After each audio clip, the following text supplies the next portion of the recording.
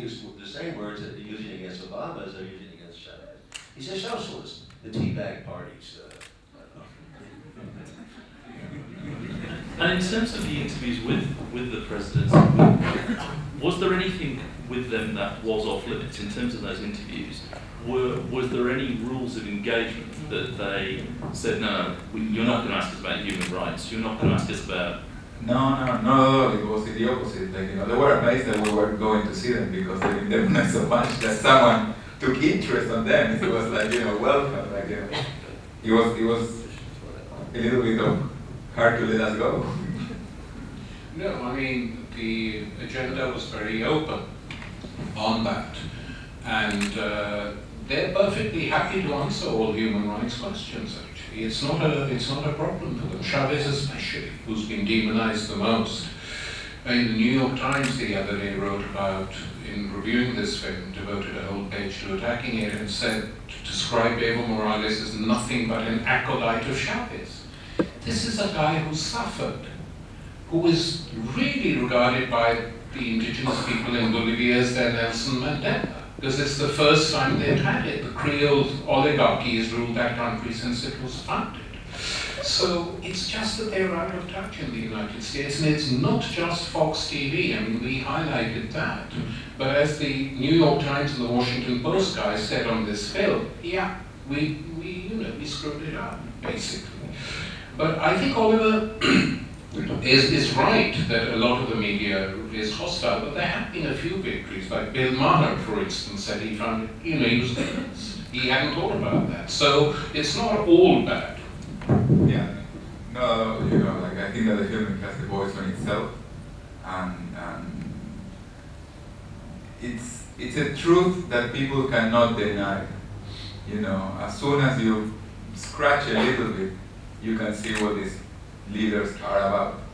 You cannot, if you have someone like President Lula, which is the #2 or probably the #1 most influential person according to Time magazine, talking about Chavez the way that he was talking, you cannot deny that.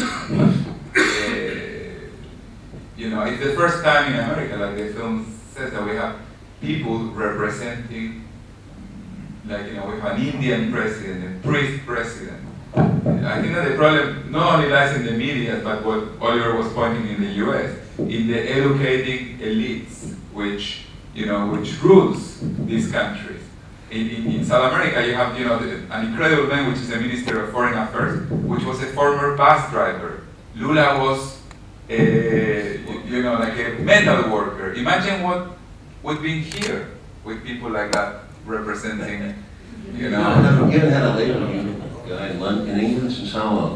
Was it? Well, no, Adley had 1 million heirs are running. Did Adley? Was it Bevan? Who was some of your working union types there? Well, there was something that last time government, yeah, you wouldn't have known it.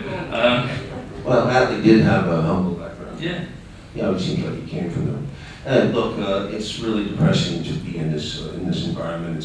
We were talking about this morning. Orwell did describe all this in 1948 Britain, but he didn't understand how sophisticated it would become, how the words can be distorted.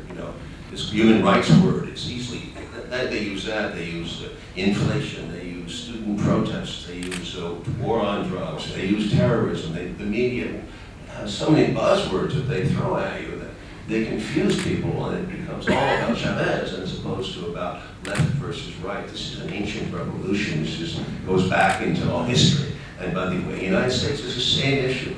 It's the left versus the right, so to speak. The poor people in the United States are being screwed over.